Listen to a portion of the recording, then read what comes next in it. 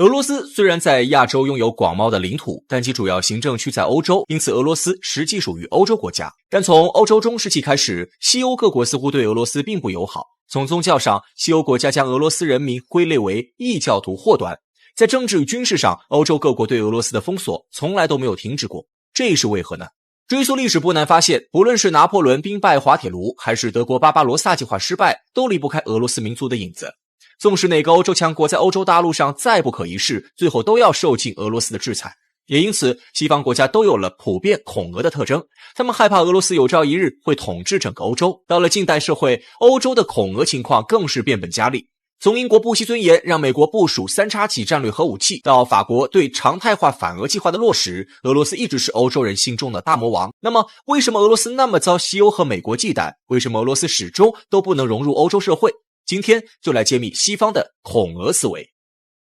俄罗斯人的祖先可以追溯到斯拉夫人与维京人。起初，斯拉夫人在今乌克兰首都基辅建立大小村落，活动范围最多也没有超过波兰。但维京人的入侵彻底改变了该地区的现状，让斯拉夫人成为欧洲各民族仇恨的活靶子。维京人最开始发源于北欧地区，栖息在今挪威、瑞典等地。该地区纬度偏高，冬季长，夏季短，不适合发展农业，生物狩猎资源也十分有限。于是维京人设立了战斗文化，以北欧神话为信仰根基，崇尚战斗与战争，各个部落以培养战士为主要目的，部落的生存几乎全靠抢劫与战争。在战争的推动下，维京人的航海技术得到全面的发展，他们不拘泥于北欧的贫瘠之地，开始将目光放到西边的英伦三岛与南部的欧洲大陆，那里农业与畜牧业发展良好，有取之不尽的资源。从公元4世纪起，维京人就开始尝试入侵英伦三岛与欧洲大陆。英国、法国、日耳曼民族相继拜倒在维京人的战俘之下。盎格鲁撒克逊民族、凯尔特民族、罗马后裔以及日耳曼民族专有政权在维京人的猛攻下无一幸免。而随着维京人攻略的城池越来越多，维京人开始在欧洲各地建立属于自己的维京政权。在强盗文明融入封建文明后，维京人发现相比于抢劫，做生意既能赚钱，还不会有多少人力损失。过去的维京人将财富与战争挂钩，现在的维京人只想安安稳稳地赚钱。通过抢劫所获得的初始资本是维京人做贸易的本钱。很快，维京商人遍布在欧洲的各个角落，他们用皮毛与武器换取欧洲的棉布、小麦，甚至还有多余的钱购买东方的香料。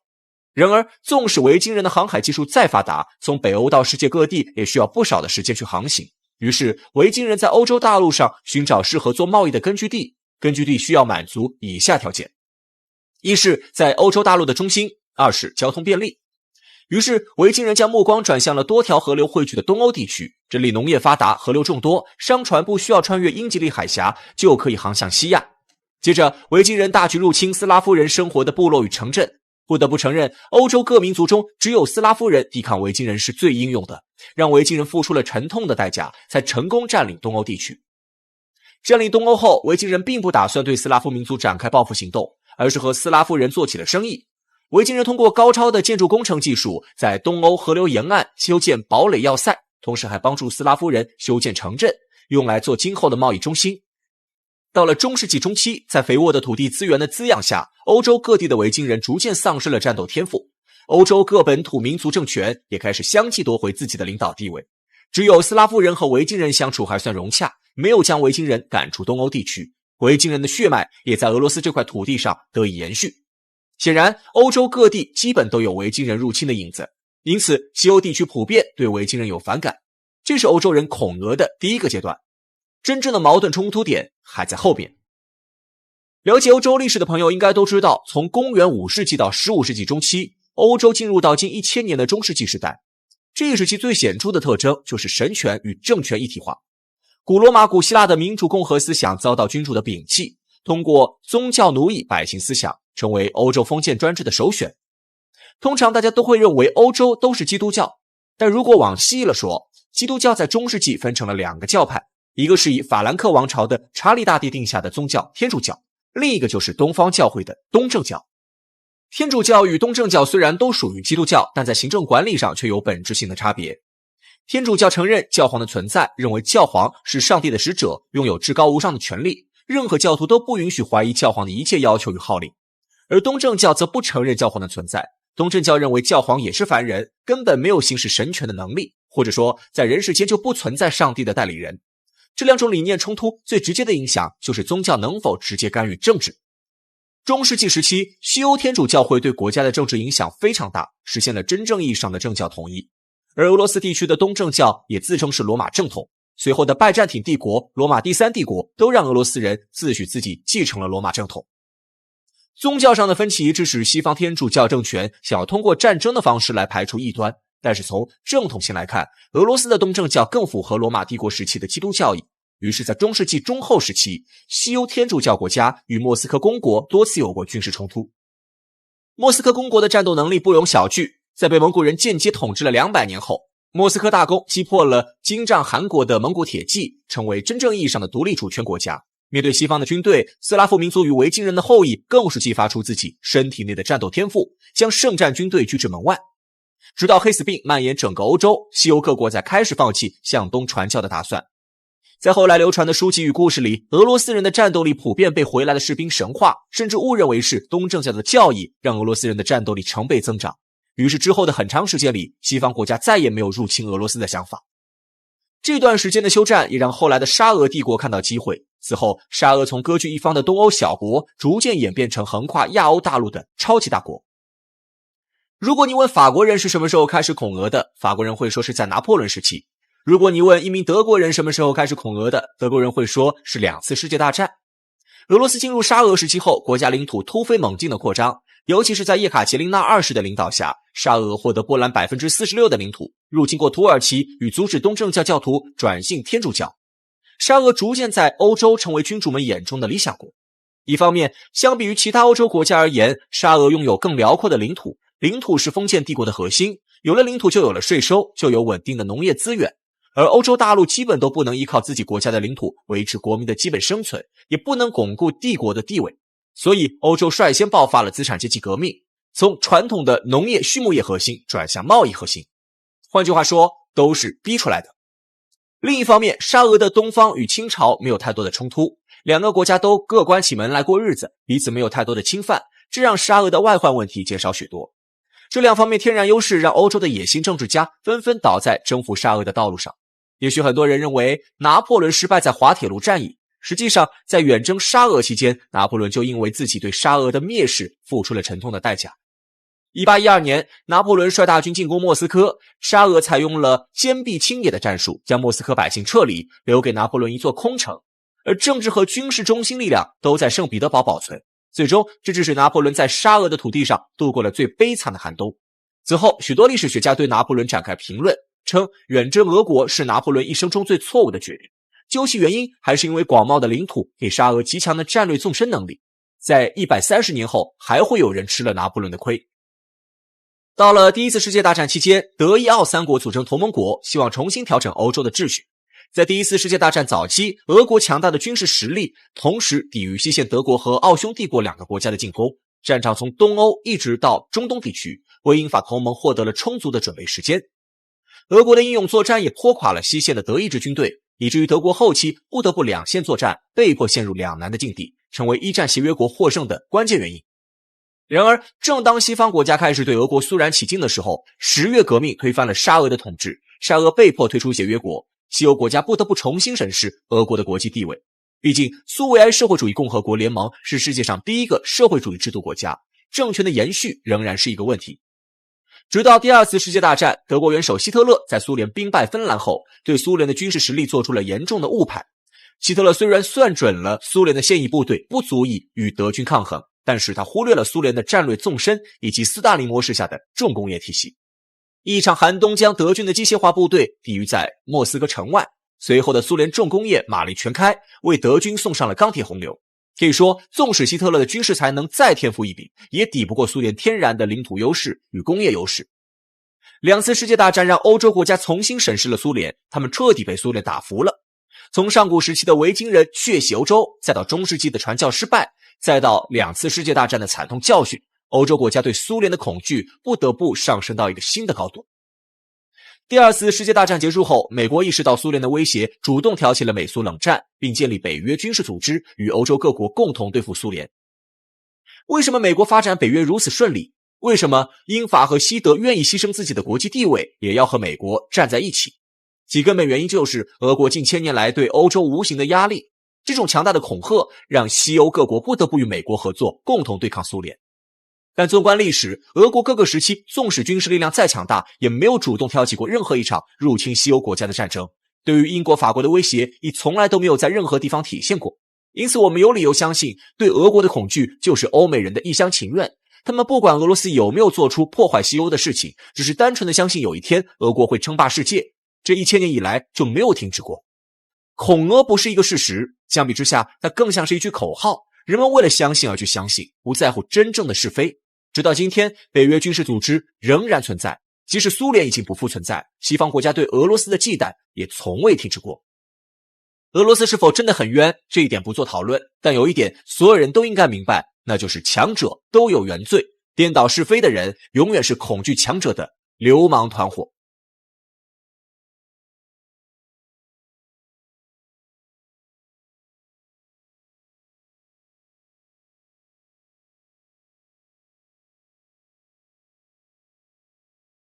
这是1999年叶利钦将总统大印和核手提箱交给普京的真实影像。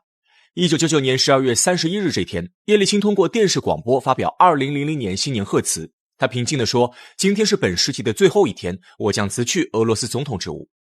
在讲话结束几分钟后，叶利钦将一支金派克钢笔和俄罗斯核武器密码箱交给了普京。相传，当普京接过钢笔和密码箱后，叶利钦又语重心长地对普京说：“请照顾好俄罗斯。”我不知道当时普京是作何想法，但是他一定知道俄罗斯总统的担子有多重。那是1700万平方公里的重量，是1.46亿人民的重量。后来我们都亲眼目睹，这个俄罗斯总统的确不好当。因为1999年的俄罗斯，与其说是大厦将倾，倒不如说是垂死挣扎。几乎所有国有资产被低价卖给特权阶级和寡头。俄罗斯全年 GDP 缩减至前苏联的 40%， 美国的1/10，社会上失业人口暴增，国民经济陷入寒冬。同时，民族分离势力日益膨胀，位居高加索山脉北侧的车臣就尤为严重。94年12月至96年8月的第一次车臣战争，让俄军连连受挫，俄罗斯的军事实力遭到质疑，士气陷入低谷。更要命的是，叶利钦时代留下了诸多贷款债务，普京清点国库的时候，才发现以当时俄罗斯的财政，就连明年的贷款利息都还不上。在即将步入新世纪的时刻，冰天雪地的俄罗斯弥漫着悲观苍凉的情绪。受任于败军之际，奉命于危难之间，说的不仅是诸葛亮，也是当时的普京。但普京这人有事他真上，上任后他便放下豪言，给我20年，还你一个强大的俄罗斯。一晃20几年过去，普京做到了吗？1999年8月26日起，俄罗斯重新夺回对车臣的控制权，而俄方这回的最高总指挥是彼时世界都还不熟悉的前任克格勃成员普京。面对嚣张跋扈的车臣反叛武装势力，普京果断采用雷霆手段，充分发挥现代战争优势，用飞机对车臣境内数个武装据点进行大规模轰炸。到2000年初冬季围城后，俄军成功攻占车臣首府格罗茨尼，这便是第二次车臣战争的战斗阶段，俄罗斯获胜。叶利钦8年没有解决的问题，普京不到1年的时间就解决了。第二次车臣战争胜利的消息传到俄罗斯后，民众开始对这位新上任的总统感到好奇，许多人的眼中又一次看到光亮。这位克格勃出身的铁腕总统会不会带领俄罗斯重振雄风？他们心中无比希望会。俄罗斯民众真正对普京路转粉，还是在车臣战争期间普京撂下的一次霸气讲话。我们将到处追击恐怖分子，原谅他们是上帝的事，我们的任务就是送他们去见上帝。在机场抓住就在机场枪毙，在厕所抓住就把他淹死在马桶里。不得不说，这段话真提气。俄罗斯人在叶利钦时代所经历的种种委屈，在这一刻瞬间迸发出来。现在的俄罗斯太需要一个冷面硬汉了。普京的这段话算是真正说到俄罗斯人民的心坎里了。普京也通过此战坐稳了俄罗斯总统的宝座。自上任以来，其选民支持率便长期高达 60% 以上，最高时期甚至直逼 90%。 好了，外患暂时解除，该轮到内忧了。Сегодня государство, используя абсолютно легальные рыночные механизмы, обеспечивает свои интересы。这是普京公开对寡头撂下狠话的原声视频，也可以说是寡头被铲前最后的嚣张。在叶利钦时代，真正操控俄罗斯的不是叶利钦，而是他背后的7大寡头。这7大寡头狂妄至极，控制了银行、媒体，俄罗斯赖以生存的石油及天然气资源，在政商两界呼风唤雨。可以说，寡头一日不除，俄罗斯经济便一日不得安宁。上任初期，普京并没有直接将雷霆手段用到对付寡头身上，而是使出了权宜之计。普京强调，只要寡头们依法纳税不干政，可以不追究他们财产的非法来源。但经历了叶利钦时代的甜蜜时期的寡头们哪能接受这样的招安？他们根本没把普京的话当回事儿，甚至还扬言道：“我可以让一只猴子来当总统，只要我愿意。”得，软的不吃，那就来硬的。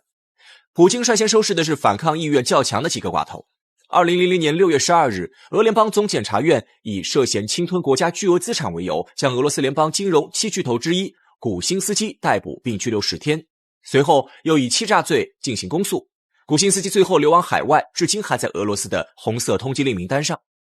2007年11月，金融寡头别列佐夫斯基在没被逮捕的情况下被判处6年监禁，罪名为侵吞俄罗斯国际航空公司879万美元资产。6年后，流亡在英国的别列佐夫斯基在公寓自杀。除了俄阿尔法集团总裁弗里德曼老实点，其他6个不听话的大寡头下场都不太好。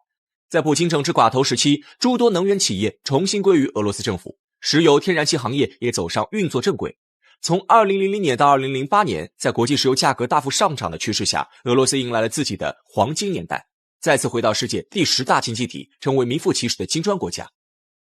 平车臣、降寡头，内忧外患两手抓，让普京在俄罗斯正式迎来权力的巅峰。当时俄罗斯民间流传着一首网红歌曲，嫁人就要嫁普京这样的男人，不知道普京本人在听到这首歌后会作何感想。不过俄罗斯这口气算是缓过来了，接下来要面对的才是真正的斗争。普京在秀肌肉这方面一直走在欧美领导人的最前沿。2000年3月20日，普京以俄联邦代总统的身份亲自乘坐武装直升机前往车臣战场前线，鼓舞俄军士气。二战过后，世界有多少年没见过如此硬核总统了？普京此举正展现了他无所畏惧的决心。2005年，普京在参加完莫斯科的国际航展后，还亲自开了一把战略轰炸机图160。当号称白天鹅的图160在天空划过时，在场所有人都为之叹服。在体验图160后，普京说出了一句流传甚广的名言：外交抗议1万次，也不如他的翅膀扇动1次。这句强军的至理名言一度成为俄罗斯的治国方针。秀肌肉还不算，普京还要将这种强硬的态度运用在外交上。对美国，普京采用的是周旋战术，在军事演习亮实力的同时，还一直在中东土叙地区与美国暗中斡旋，外交手段软硬皆施。对日本北方四岛的领土争端，普京则下令让战斗机在日本岛外围环旋1周，用机械语言告诉日本，大哥还是大哥，小弟先往后稍一稍。对待逐渐蓝化的乌克兰，普京更是做出反击。2014年，克里米亚在混乱中公投加入俄罗斯联邦，俄罗斯随即便宣布接管克里米亚。之后来到今天，就是我们熟知的俄乌冲突了。可以说，普京的外交策略一直让西方国家琢磨不透。别的政治家放狠话也不过是打嘴仗，但普京如果放狠话，那他是真敢干。到此为止，说了普京这么多好，那实际问题来了，俄罗斯真的在普京的带领下走出来了吗？如果你问我1999年担任总统的普京和当年拜为丞相的诸葛亮比，哪一个压力会大一点？我会说，从当年的俄罗斯局势来看，显然普京要难得多。国库空虚、战争危机、经济制裁、货币危机、民心怀疑，当时俄罗斯的情况几乎满足了一个现代国家灭亡的所有标准。诚然，普京通过对寡头的打压，让俄罗斯再次夺回国有资产，从经济崩溃的边缘逃了出来。但是20年过去了，俄罗斯的产业结构依然没有发生太大的变化。俄罗斯的产业核心仍然是出售石油、天然气、木材等自然资源，新兴科技发展与其他大国拉开的越来越远。与此同时，随着苏联时代武器装备开始逐渐退役，俄罗斯的军事也大不如前。如今乌克兰局势让俄罗斯深陷泥潭，就是最好的证明。最后也是最关键的，普京的强人政治更是后继无人。已经71岁的普京，政治生命已经开始进入倒计时。而在目前，整个俄罗斯没有看到能继承普京衣钵的硬核猛男。另外，西方国家普遍患有极深的恐俄症，他们一直在推动挑起俄罗斯的民族分裂，试图将俄罗斯压制和摧毁的一滴也不剩。基于此，我认为俄罗斯这20年是大国崛起还是回光返照，谁也说不准。俄罗斯所面临的困局并没有从根本上得到解决，未来发展依旧举步维艰，面临的问题也不少。